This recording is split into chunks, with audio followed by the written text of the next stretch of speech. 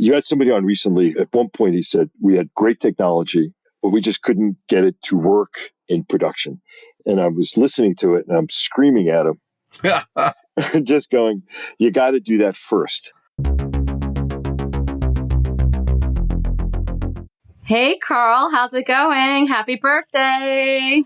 Thanks, Erum. Welcome to our listeners to the Grow Everything podcast. We've got a great interview that we're going to start in a couple of minutes. Yes. But we've been busy. I know it was your birthday this past week, which also fell on the winter break of the NYC schools. What did you do for your birthday? Okay, so my birthday was actually yesterday, and the previous week was NYC Department of Education vacation week. So my wife, who is a school teacher, she had the whole week off. On Wednesday night, we drove upstate to the Adirondacks. I think some listeners know we have a cabin up there. It's a very small cabin. So you open the door and this cabin is just frozen. There's so much snow. Like the snow on our patio was probably 2 feet high. And down below us is a lake that is completely frozen solid with snowmobile tracks on it. So what we usually do, our strategy is we go there, we turn on the baseboard heaters. We've got a gas-powered stove. We heat the place up. We go and have some dinner and come back an hour and a half later. And it's passable warm. So Petrochemicals at work. And we spent the time up there. We ended up going further into the Adirondacks, and there's just so much snow this year, so it's really wonderful. Went cross-country skiing, went to another frozen pond. I actually went snowshoeing across the lake that is near us, and then got to watch a lot of people who were either snow fishing or ice fishing, and then a lot of snowmobiles. So it was a very, very relaxing break away from the office, even though you and I were working the entire time I was gone, and trading phone calls, trading emails, and business just goes on. But It really felt like I was able to disconnect for a couple of days, even though I really didn't. That's great. So, yeah, you had like the nice winter experience. It's so wonderful. Yeah, I can take it. I can leave it. It's good now that it's over. But when I was up there, I was cursing how cold it was because it was very, very cold. When we went cross-country skiing, it wasn't so bad. But just being in the town of Schroon Lake, I was like, oh, man, this is just freezing. And so it was really nice to come back down to the city. Sunday was sunny. Today, it's in the 40s. It feels like spring, but it's false spring. So I joke around about it because if the weather goes above 40, I'm willing to throw my shorts on when I go to the gym. But the weather is still very cold. You also had Adam home. So what did you do last week? Oh, yeah. Besides work? Yes, work, but it was his birthday week too. So it was a lot of fun. He turned 4. And we did a bunch of activities. I had mentioned in the last episode, we went to this huge water park in American Dream Mall. But towards the end of the week, my husband and I got a babysitter and Adam was home. He loves his babysitter. And we decided to do some fun activities in the neighborhood. Always fun. Always fun. Yeah. And we live in Brooklyn and there's very interesting experiences. So I'm going to say the most Brooklyn thing, but we have in our neighborhood, it's called Farm One, and it's a indoor greenhouse that's also a brewery, that's also a co-working space, that's also an event space. So we went to... That is wild. That is wild. And we went to a trivia night. And they also had a pop-up dosa cart, I guess you could say. And it was great. I think my husband and I were the oldest people there. The questions were a bit challenging because they had questions about Dungeons and Dragons. Like, I don't know. I mean, I never got into that. But what we did sweep, there were questions about the Netflix stand-up specials. And we knew all of those answers because we were big fans. But at this co-working indoor garden space, they're having a fungi festival. That's going to be cool. So it's peak Brooklyn with all of these different events and mashing up of culture. It's very hipster, but they're going to have classes about cultivating fungi, the different properties, whether they're therapeutic for humans or used for packaging. So it's going to be right up the alley of our Grow Everything podcast. Definitely will report back on that. Sounds awesome. Yep. And then another thing we went to was this micro fermentation festival that happened in Entry City, which was a celebration of all food and drink made through fermentation. And I was talking to all of the brewers there, understanding what types of innovation they were seeing from their perspective. And these are mainly brewers that were making kombucha, beer, and it was interesting.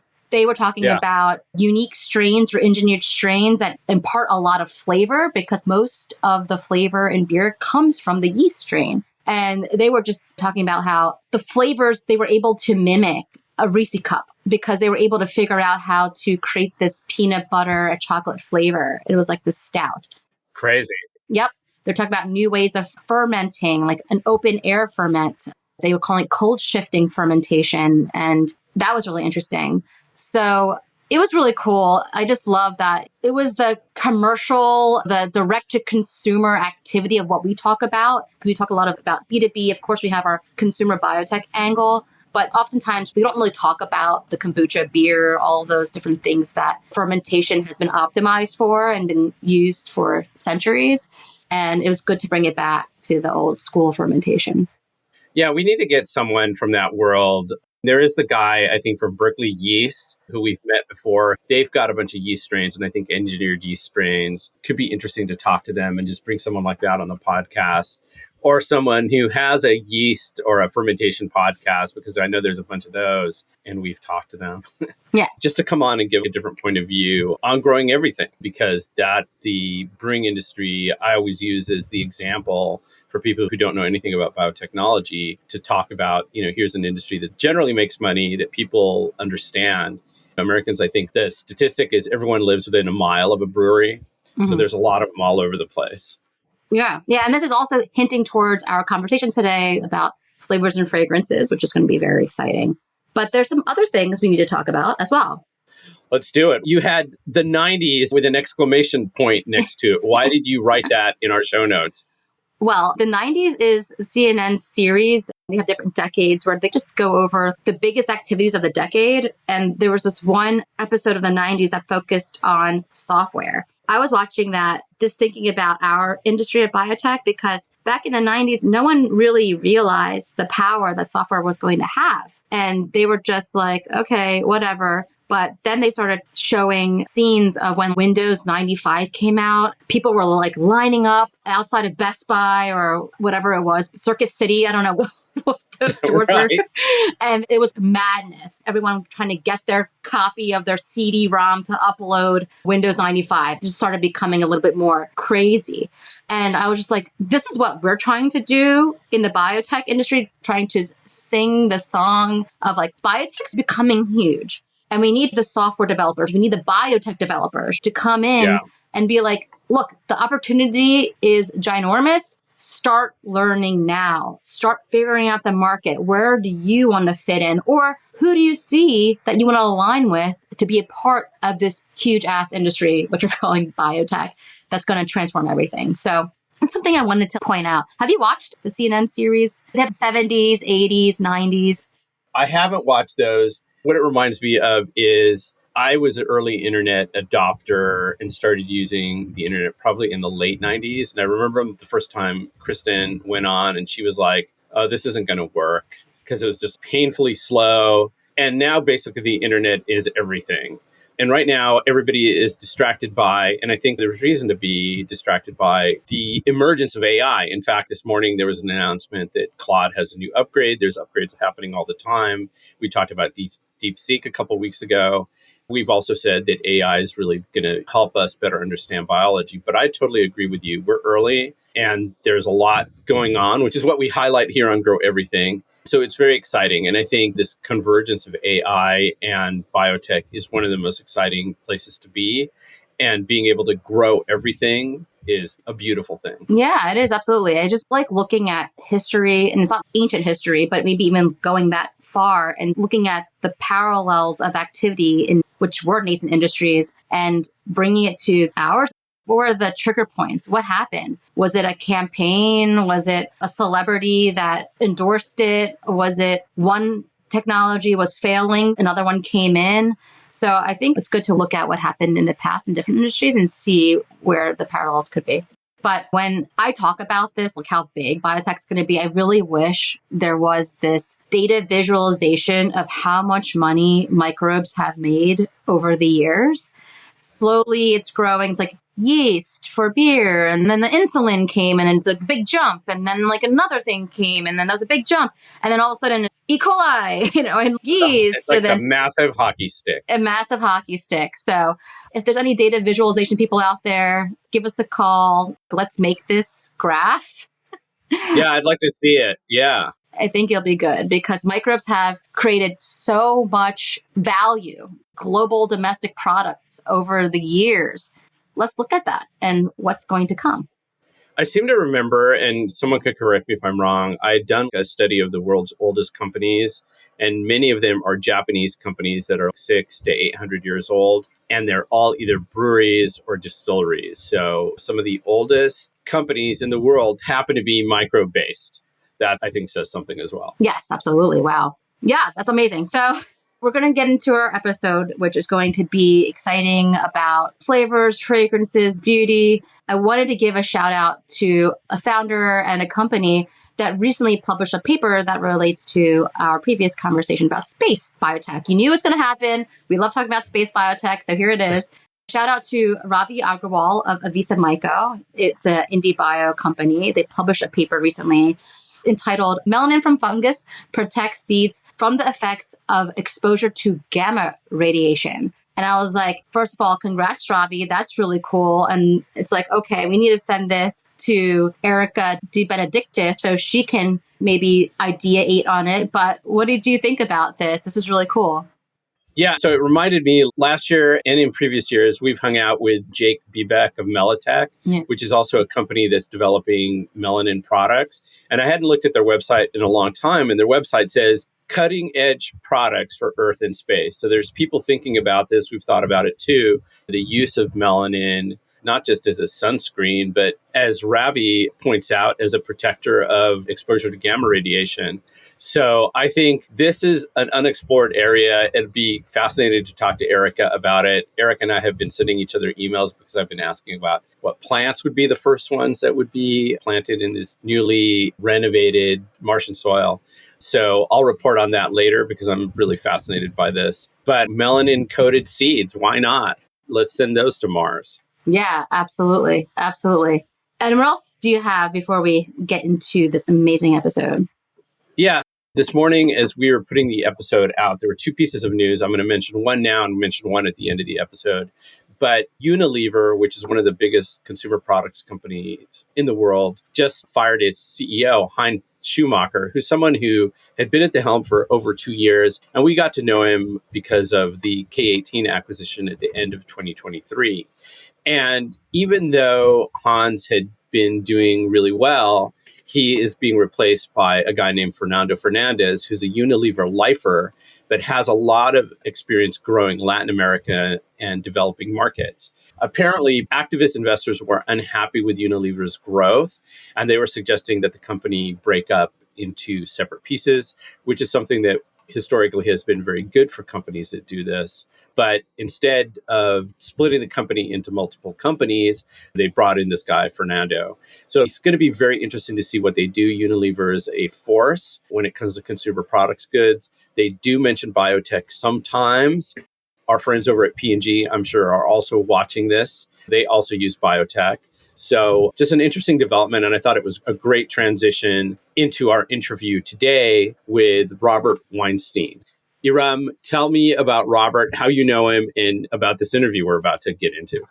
Yes. So Robert Weinstein, if you guys listen to the podcast, you might have heard his name.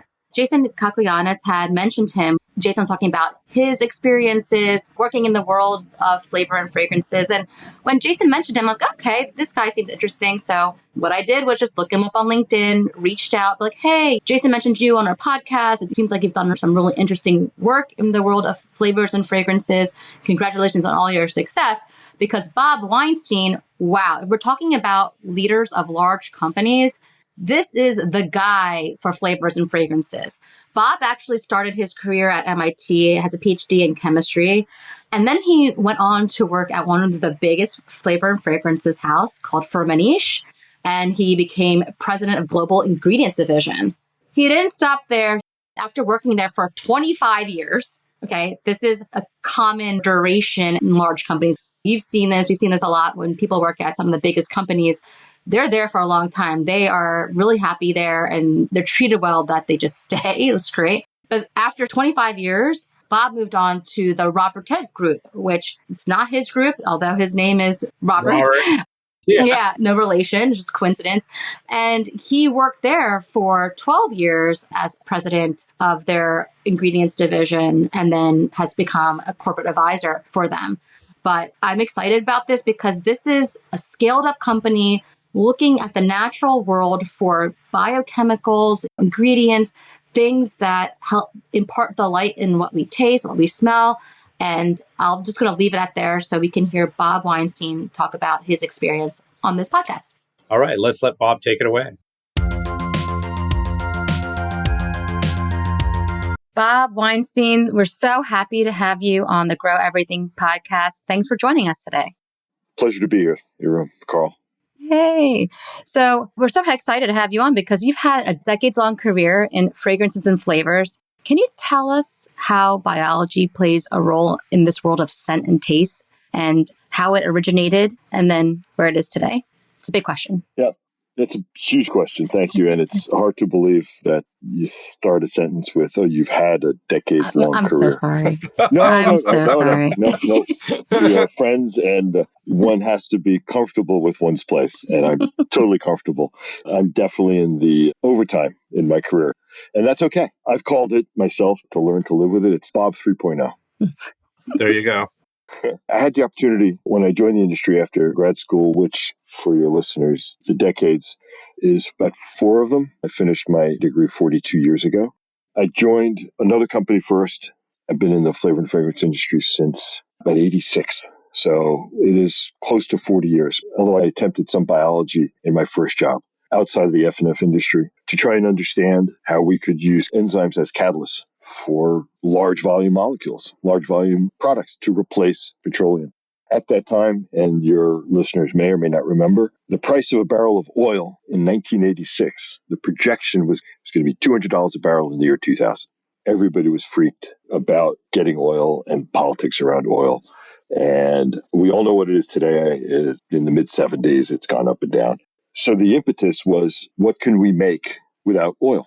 And I worked really for a research outfit. It was really fascinating. So I tried some things. None of them worked, and that's fine.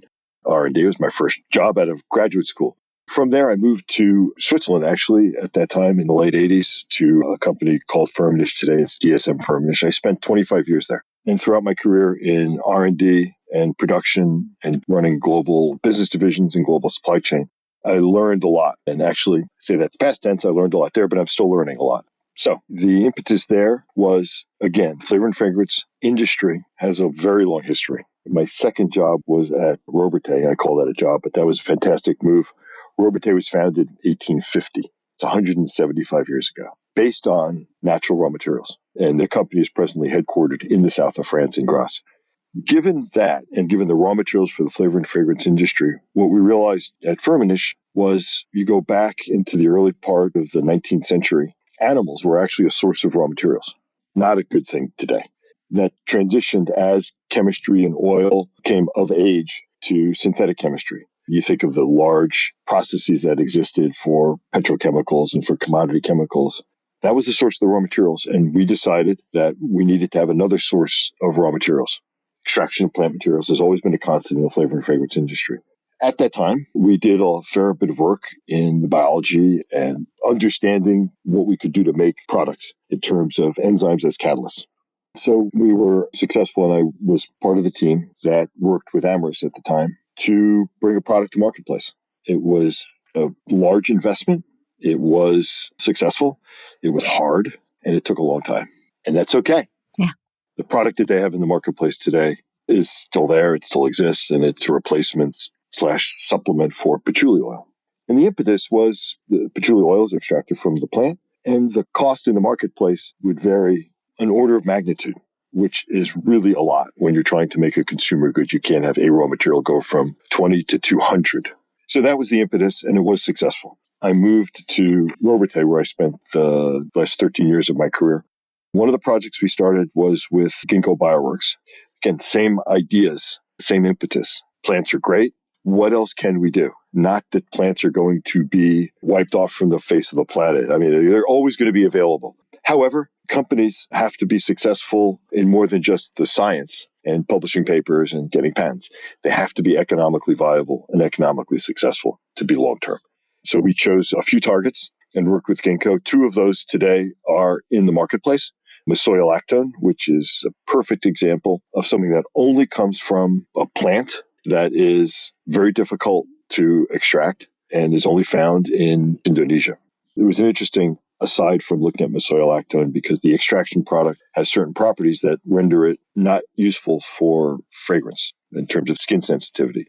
So I had the idea under the impression that it was probably some small impurity that you couldn't get rid of.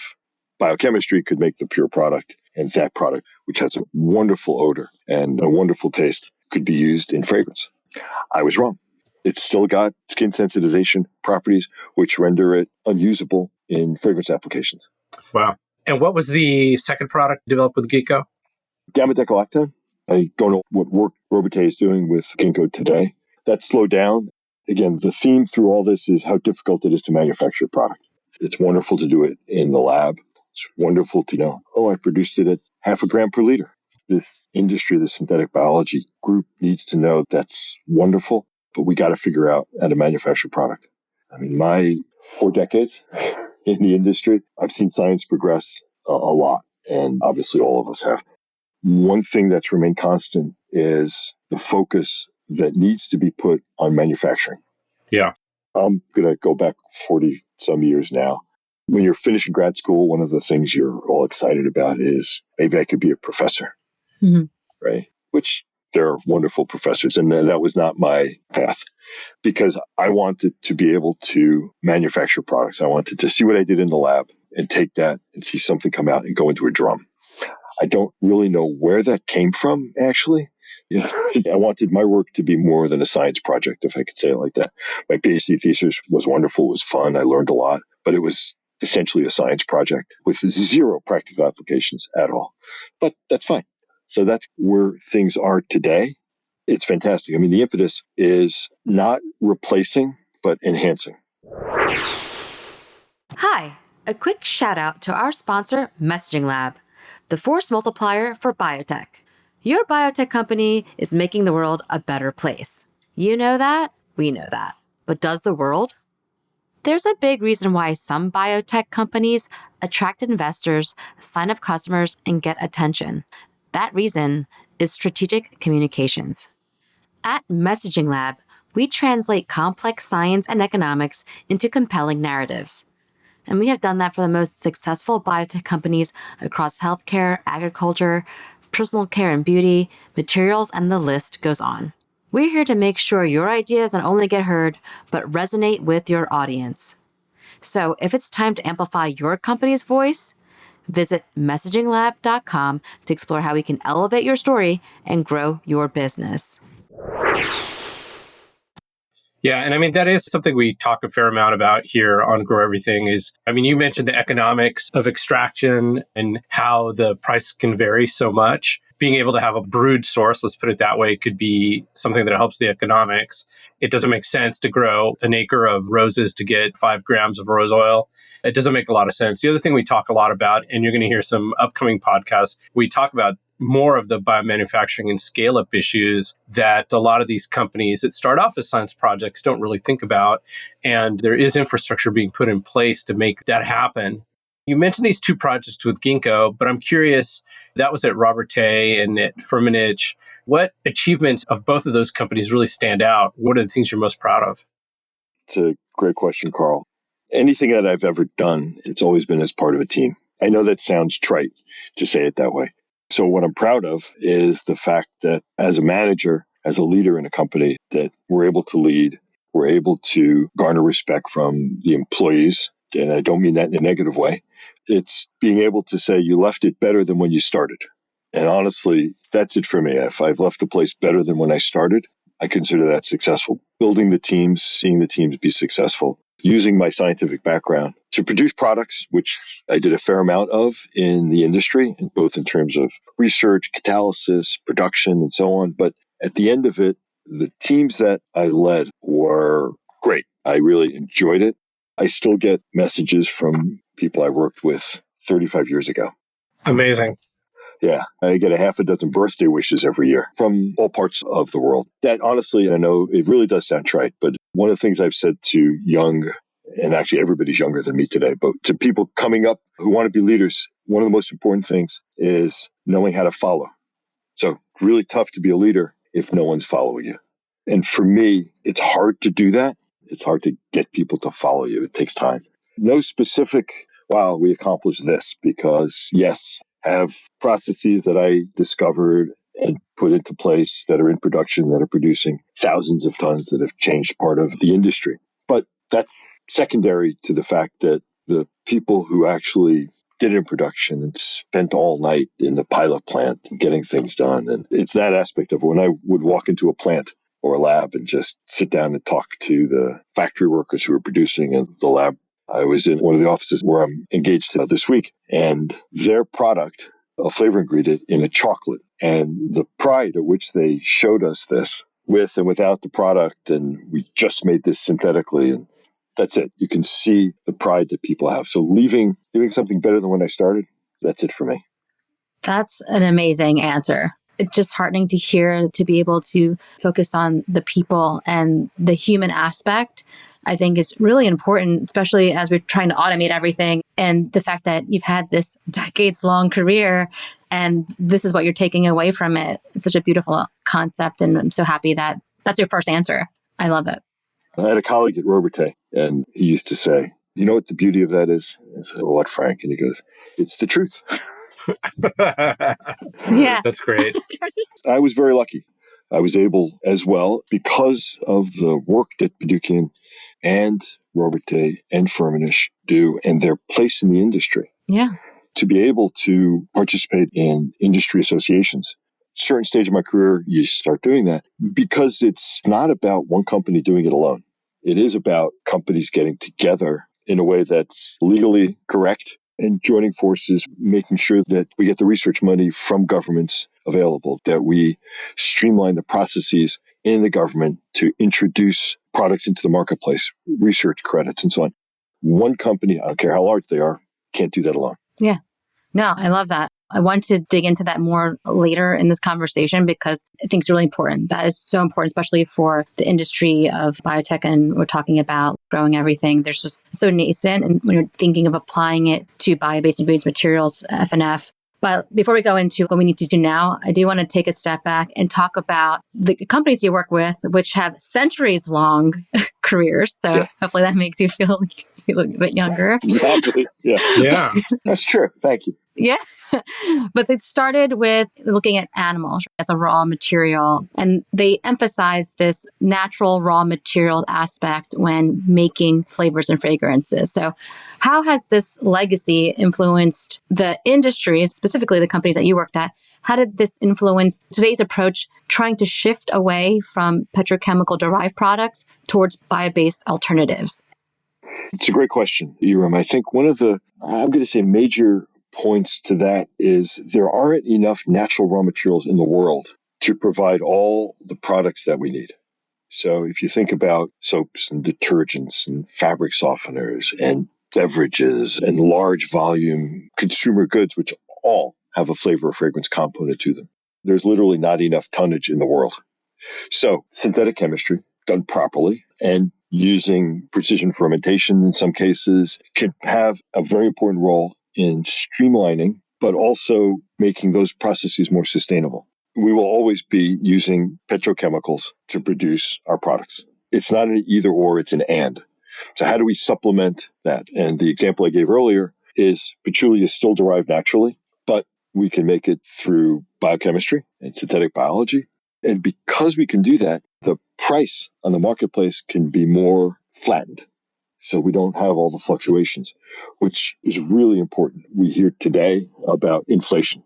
So as long as the demand is there and the supply is constant and can be adjusted, if you will, prices will remain relatively stable. I'm a big believer in the economics, not just making something, but the economics of making something have to be viable. Yeah. So that's where the synthetic biology industry, as you say, is nascent, but there are really good things happening. We've got to pay very close attention to that. Very close. Natural materials will always be there. Will we ever replace Moroccan rose oil or Bulgarian rose oil? No. Can we enhance it? Absolutely. You can enhance it with synthetic molecules.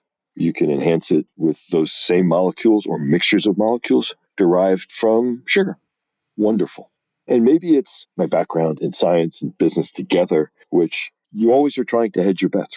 So for me, that's really what it is. We look at that. We're not going to replace it. And even the large volume products that are made today, you think about butanediol and the large volume C2 to C4 molecules. There's a bio component to it, but there's also a synthetic chemistry component to it. And that's the consumers who are the ultimate deciders of what sticks and what doesn't stick. One, quality products at a reasonable, and I'm going to use the word fair. As long as the price is fair and they're getting something out of that, I firmly believe that this will continue to exist and will be enhanced because we, in the synthetic biology industry, can provide products at a significant cost advantage or not at a cost deficit. I will say, almost as a foundation, if it costs more than what's existing today, then don't do it. You mentioned as part of your answer that there's a lot of good things happening in the synthetic biology space. What are you noticing? What are you seeing out there before we get back into the other questions we're going to ask? Yeah, I'm actually seeing a much larger effort in the manufacture, and there's nothing more that I would love to see. Your recent podcast with Doug Friedman Yeah, Doug. from Biomade is an example from my perspective of that. There are companies out there trying to gather the assets. I'm also a big believer in using the steel that's invested in the ground. Let's use our capital well. So that's really what I'm seeing. And maybe I'm seeing it because I'm looking for it. You never really know until sometime later. But I think government has a large role to play in this in terms of, because some of these investments are going to be large. Yeah. It's not going to be one company that can do it all alone. So that's where I think the Biomade company is on the right track. Yeah. Yeah. And one of the things that we noticed is that Robertet has partnered with Ethera Biotech to develop more sustainable plant-based materials, which is really your plant-based ingredients, which is something that SynBio is really good at. Can you tell us about that collaboration? Yeah, I can tell you a little bit. Yep, that's based out of France. The headquarters, Ethera, is an Italian company, so it's really European. So that is focused on plant cell biology and plant cell metabolism as opposed to microbial metabolism. So because Robertet is really our origins are plants, natural raw materials, this is an absolute, if ever it exists, no-brainer collaboration to produce products. And Robertet has a new division amongst flavor, fragrance, and ingredients. They added a health and beauty division to promote plant-based products, ingredients, which are used in the health and beauty industry, supplements and nutraceuticals, cosmeceuticals, products like that. And that's where Ethera will come in. Honestly, I think it's a fantastic move. It shows a high level of foresight. One of the huge benefits of working for a company that is 175 years old or will be later this year, you sit back and you talk to them and they go, we have time. We have time. Any constraint is a constraint that we put on ourselves. Now, that doesn't mean that we're complacent. You have time to invest. You have time to do the right thing. That's where Ethera comes in. I'm pretty excited about that for them. I'm no longer active there, which is fine. It's what the overtime of my career means. But it is exciting. Yeah. And the companies, you have time, future time, but you have time, historic time too. The companies that have passed the test of time are just always so fascinating to me, just in terms of how they withstood everything that was happening in markets or society and continue to move forward because they're providing so much value. And for lack of a better term, that they have their shit together, they know what they're doing. Oh, without question. It's been a privilege, I think is the right word, in my career to work with family-owned companies. And it's not something I sought out, but it's where it is. And the Mowbray family, which they own the majority of Robertet, is just that. They understand. You talk to them, and the owners and the chairman, and people can sit back and say, oh, we did that before. Oh, don't bother. We've done that. It doesn't work. And that doesn't happen because you've been there for a long time. And from a U.S. perspective, 1850, that's before the Civil War. Yeah. The oldest companies, when you look at the list of the oldest companies, they're fermentation companies in Japan. Right, exactly. And I think the Japanese have a company maybe in metals and metallurgy and maybe making swords, but the Japanese company, there may be a company that's close to 1,000 years old. Yeah. Mhm. 800 or 900 years old. It's amazing. Yeah. I find that amazing. I think Shell is also very old, and they're rebranding themselves as an energy company. Yeah. Procter & Gamble is very old. Also over 150 years old, 1830s, I think. Yeah. I think it's about the same as Robertet. Mm-hmm. Again, you need to be economically successful to live that long as a company. And I say live because companies are made up of people, and they are essentially organisms that live, they grow, they mature, they have children, they have business divisions, they go out on their own, they're successful. So I mean it sincerely that it was a privilege to work with these companies. Was it always fun? No. We've gone through COVID. It was a tough time to be CEO for Robertet in the US. It was a very tough time. We're based in New Jersey, where all our factories are, which, as you know, was ground zero for COVID in the US. And it was hard. I had zero issues doing the things I needed to do to keep the company not viable, because that was never an issue at all, but to keep the people motivated. We never lost a day of production. Maybe one day in the beginning when somebody's relative had COVID, we didn't know what to do, so we shut down and cleaned everything. But you don't see that very often. That's just the most recent one. You go back 2008, there was an economic crisis, and it's the business cycle. There is really a lot to be said for a company that just goes, wow, yeah, we've seen this before. It'll be okay. But let's not do anything stupid.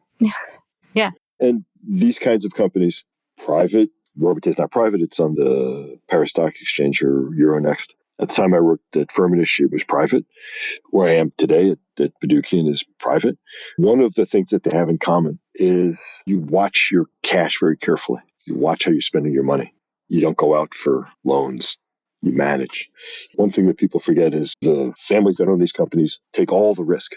It's their capital. So anyway, I can go on about working for a private company or family companies, but Robertet has remained true to their origins as a natural ingredients focused company. Yeah, that's incredible. Yeah. And I would love to talk about where you are now. So today you've stepped into the role of interim CEO at Bedoukian Research. Can you tell us more about the company's differentiation and how you're playing a role there? Yeah, this last bit is relatively new, the last 6 months. I did know the company well, and I do know them well now. And I stepped in due to an unfortunate circumstance of ownership passing away. And I was on the advisory board and board of directors. So that's why I'm there. Mm-hmm. Wow. Bedoukian is 52 years old. Amazing. That's baby. Baby company. It's a baby. Yeah, it's 52, 53 years old. And they are, without a doubt, experts in synthetic chemistry. A huge supplier, huge in importance, not necessarily in terms of sales, but huge importance, play a very important role in flavor and fragrance production as a supplier to that industry. The synthetic chemistry that they do is actually second to none. And that is the history of the company. So it's fantastic. And again, the foresight that my friend and Bob Bedoukian had to push, he recently pushed into this area with Inscripta. And we have a business in agricultural products. Small today, but I can guarantee it won't be small in the future because we're doing the right things. And here is a perfect example. We will still do synthetic chemistry, but along the way, there'll be a step in a process to produce one of these active ingredients, which will involve synthetic biology. The announcement that was made about a year and a half ago talks about precision fermentation, which is great. And great in the sense that what we talked about earlier, where does this fit in? And as I said, synthetic chemistry will always exist. It's never going to be made obsolete. Yeah. Mm-hmm. But what can we do to enhance? This is a perfect example of that. I'm excited about it. It's a great partnership that we've developed over the year and a half or so. I just love the emphasis that we're putting on the chemistry that we're doing, the economic viability, and that the alignment, which is absolutely necessary with a partner. You can't have a partner that doesn't have the exact same goals as you do. I made reference earlier to companies are kind of like organisms and human beings. Well, think about that. It's the same thing. If you have a partner in business that has something else in mind that's not explicit, then actually you don't have a partner. So I'm really excited about this for Bedoukian. It really represents an opportunity to sustainably develop and manufacture naturally produced products that will enhance our business. Nobody sat back and said, let's go into a completely new business. It's enhancing. I'm going to say knock on wood. I don't believe in luck, but some people do. But I really believe we'll get there. Now, you had earlier mentioned the role of government. You mentioned being part of industry associations.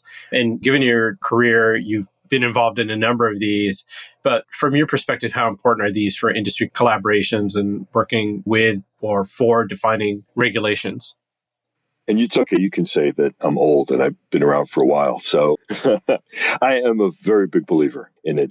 One of them is US based, the Fragrance Creators Association, which is an association along the value chain. So there are ingredient suppliers, fragrance creators and manufacturers, and consumer goods companies that are members and part of the board. And I think that when you sit around, and again, I was privileged to be chairman of the association for a number of years, stayed a little bit longer than I should have because of COVID. That was just to keep consistency.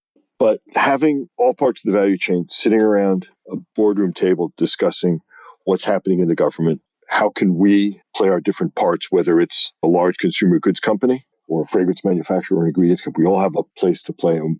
The major point that needs to constantly be emphasized is we're in this together. If it's good for a consumer goods company, it'll be good for the fragrance manufacturers, it'll be good for the economy. Nobody wants to put out unsafe products, hence labeling and labeling initiatives and right to know and so on. Everybody wants new products. Everybody wants innovation. And this is where I think, Karl, the government has a large role to play in facilitating, and not to get political. And I guess when you say that, the next statement will be political. Absolutely. They haven't done a good job. Yeah. The government hasn't done a good job. The Lautenberg, Tosca, that whole bit of changing and modernization actually did the opposite. It stifled introduction of new products into the marketplace. And that's something that the Fragrance Creators Association is fighting and will continue to fight. But not in a fighting sense, but in a, hey, guys, this is the realization. This is what we're doing. And they've done a very, very good job. Fragrance Creators is led by Farah Ahmed, who's been a great president of the association for quite a while. I stepped off the board at the last annual meeting, but it was a privilege. Again, I was pretty lucky to have the opportunity to do that work with them. The other association, or more of a research institute that I'm associated with, is the Research Institute for Fragrance Materials, which we affectionately call RIFM, which is the same idea. Companies from all parts of the value chain get together, do research on different aspects of the safety of fragrance materials.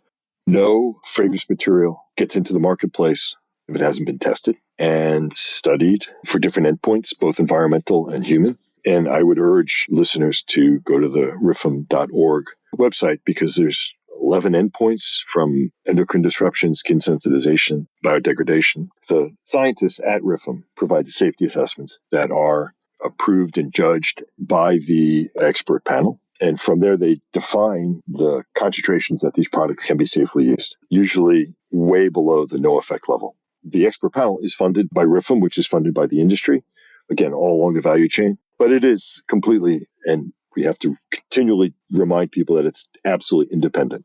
As the chairman of RIFM, I meet with the expert panel once a year. The RIFM staff have no influence. The industry has no influence on what they do. They have their own website. They publish their minutes. They publish their agendas. The safety assessments are published. So I think the industry deserves a lot of credit for getting this started of its own volition. And this, again, is probably, I should know, but it's 56, 57 years old. Amazing. Yeah, it really is. I'm privileged today to be the chairman. That's incredible. Yeah, there's a lot to learn for the biotech industry to take a look at this model. And there are some institutes and associations and collaborative organizations. We mentioned Biomate as one of them, but to have very specific ones, I think is very important. So there's definitely a lot to learn there. I was just going to add that the flavor industry has a parallel approach. I'm going to say, unfortunately, in the United States, it's called FEMA, which is the Flavor Extract Manufacturers Association, not the Federal Emergency Management Association. Yeah, it's unfortunate, but true. And then there's an international association, IOFI, which also, it works very closely with the government on the grassification, GRAS, generally regarded as safe. And I think the industry, flavor and fragrance industry together, has a commitment to putting safe products in the marketplace. I was going to say that maybe I should join the Fragrance Creators Associations because I made a fragrance. Little did you know, you're amongst your peers. I'm just kidding now. Yes, no, absolutely. I went to, have you heard of Perfumer's Apprentice? Yeah. Yeah, so they sell, I think, direct to consumer and also B2B fragrances or ingredients. I went there and I made a perfume and I put all sorts of different things in there, learned all about the top, mid, bottom scents. It was interesting because there was one ingredient that I was like, I'm going to use the most expensive ingredient. It was a bunch of different bottles. Yeah. And it was Civet, the Civet scent, which is Animal-derived. Yeah. I think this was synthetic, of course. I would love for you to talk a little bit about, not the civet, but about animal-derived scents, what they were before, how they evolved.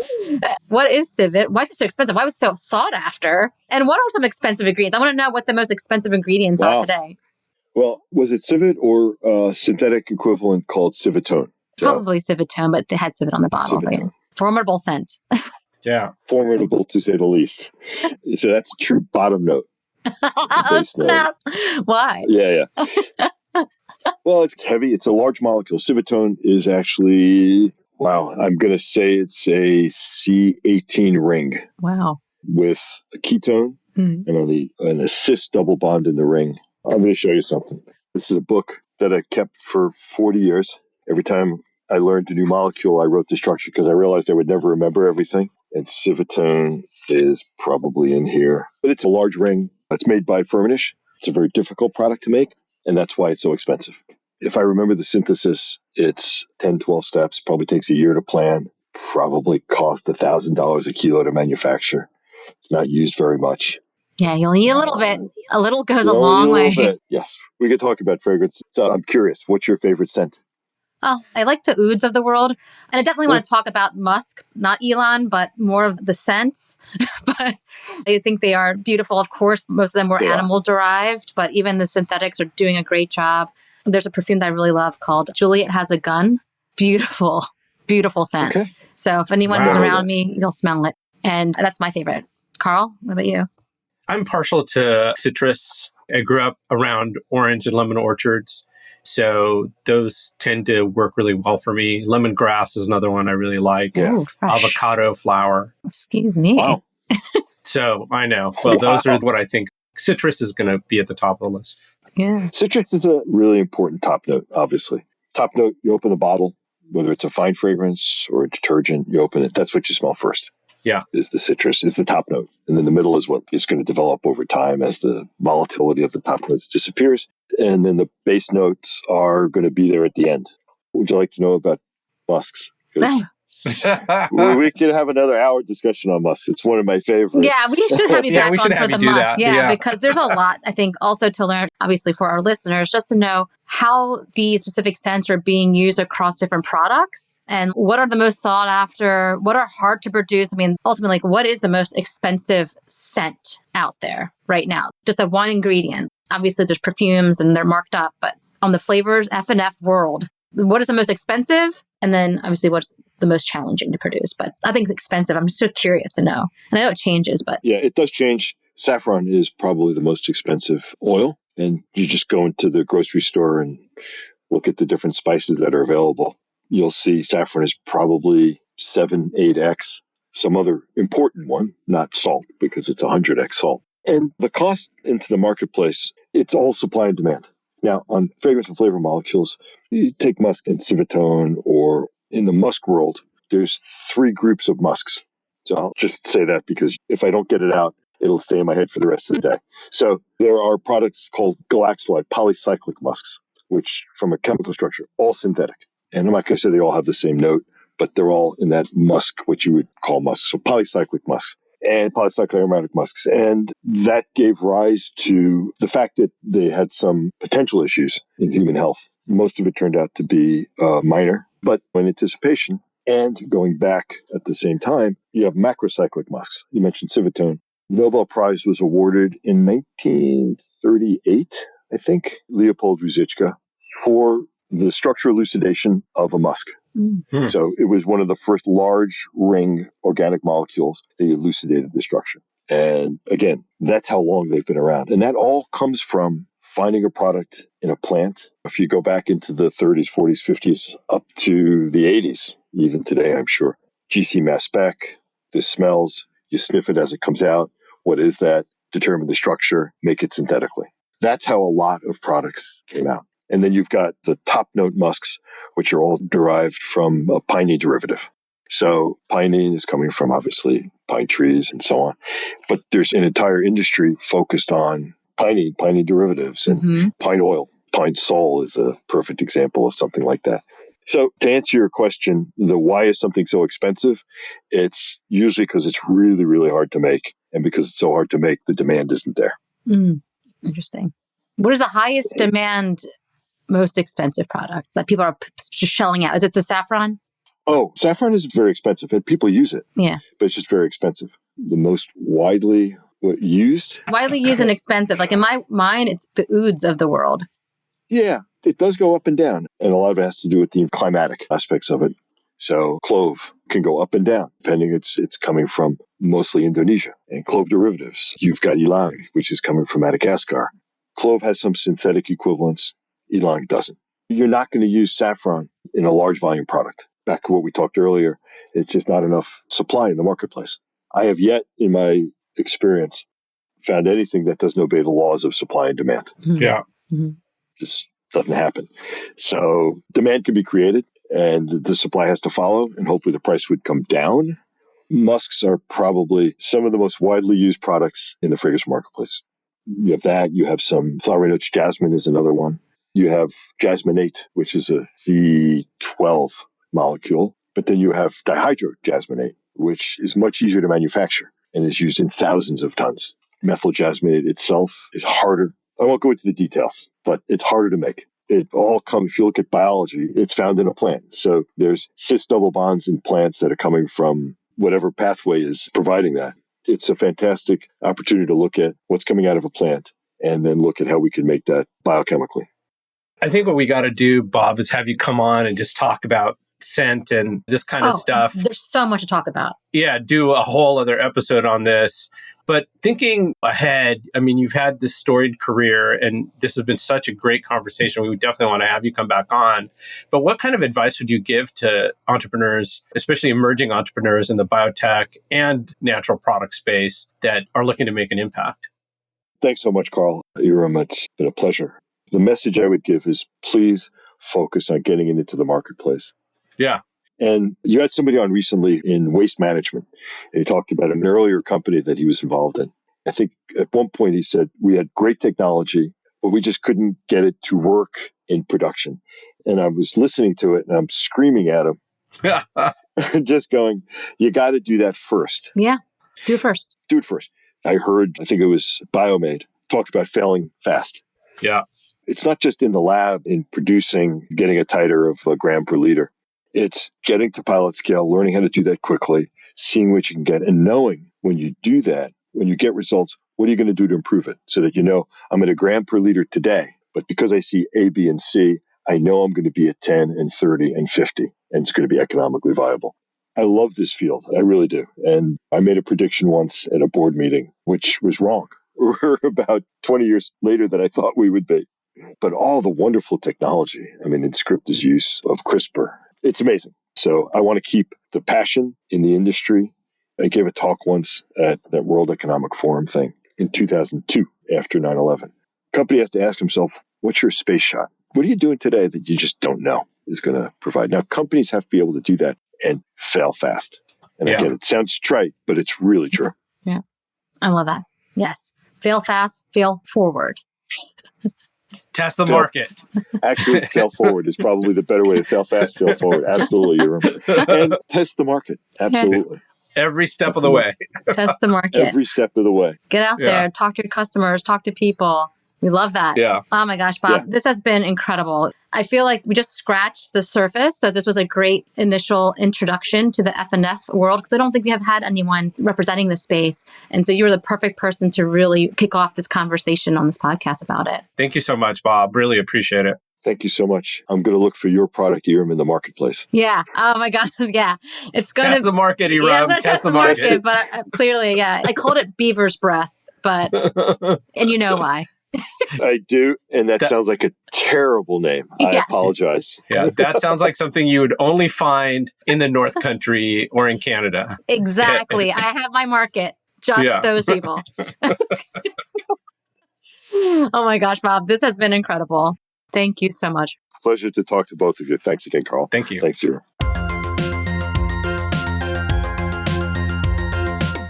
Erum, that was a great episode. What was your big takeaway from talking to Bob? Well, hello. We're talking about leadership. Just the fact that when we asked him, what was one of the biggest highlights of your career? And he just talked about the people. I mean, that to me sounds right. I mean, I have no experience leading large corporate companies, but it was heartwarming. It checked me because I was expecting him to say, oh, the release of this flavor, some product that generated millions of dollars in revenue. And that wasn't it for Bobby. Although those things have happened, the biggest thing was the people. And I really appreciated that.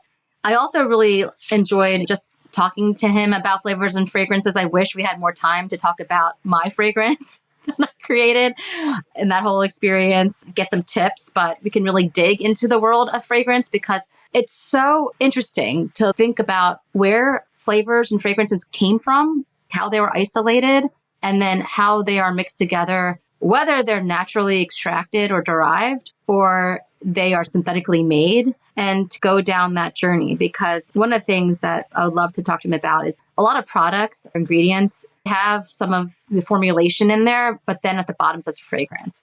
Right. And you never know what that is. Yeah, you never know what that is. And sometimes it could be 60 chemicals in that fragrance. It's interesting to learn what they are, how they think about that labeling, but there's a lot to uncover. Like we just scratched the surface. He's just a delight to speak with. What did you think about the episode? Yeah, hearing Bob talk about the people at the company to me served as a reminder that we think of these companies as being these big entities, Meta, Amazon. But at the end of the day, it really is about the people who are working there and the people who on their day-to-day are making things happen for the company. One lesson, we say this to small biotechs all the time. At the beginning of the company, it's really about the people, and people want to deal with people. So you want to put the people of the company out front and center so that people get to know you as the face of the company. This is one of those episodes I'm going to listen to a couple of times because I think there was just so much wisdom there. Mm-hmm. The other thing that I took away was nature has just given us so many chemicals, fragrances, flavors. We still don't know what they all are. And biotech makes it possible for us to manufacture those at scale. But then there's also the art of putting fragrances together to get an emotional effect. And that's something that really only humans can do. We're not going to have AI replace that anytime soon. So I think very, very exciting to hear him. It was also just a reminder, we can't grow enough plants or animals to fulfill the need for all of the flavors, fragrances, and foods that we want and need to feed the planet. So being able to hear him talk about fermentation and the use of fermentations at the companies he's been at was just a joy. Yeah. And I will say one of the things he said about companies was companies are an organism itself. Yeah. And I thought that was very powerful. And I feel like analogies abound. All of the analogies between how organisms evolve, how they divide, how they create products and value is the same thing that companies do. So companies as an organism, I think that's such a great way to picture not just organisms, but companies. Like the parallel there is powerful. Yeah. I think this is the first of many conversations we'll have with individuals working at this intersection of flavors and fragrances. Again, I think it's also that last mile that imparts consumer delight. So when we're talking to people that are making things like collagen, we had Stephanie Michelson of Gelitech. We had Alex Lorstani of Geltor, and we have other people making these active ingredients. And that's the first step. The last step is the smell, the taste, maybe it is the feel. And those are very important because one of the drums that we beat here at Grow Everything or even at Messaging Lab is what is a go-to-market strategy? Why are consumers going to buy your product? And to be able to think about the whole gamut is really important when it comes to creating any type of biotech products that are meant for human consumption. Yeah. What a great episode. He's taken the helm of Bedoukian. What a story that is. And it's going to be interesting to see how he continues to be a leader in this space. And we'll have him. Luckily, he's in our Rolodex. So once we have questions, we can just hit him up. But yeah, the conversation of flavors and fragrances is to be continued. All right. Well, let's close out the episode. Thank you to all our listeners for listening. You know how to get in touch with us. We've got a hotline. You can email us. All the information is in the show notes. So thanks for listening. That's the pod.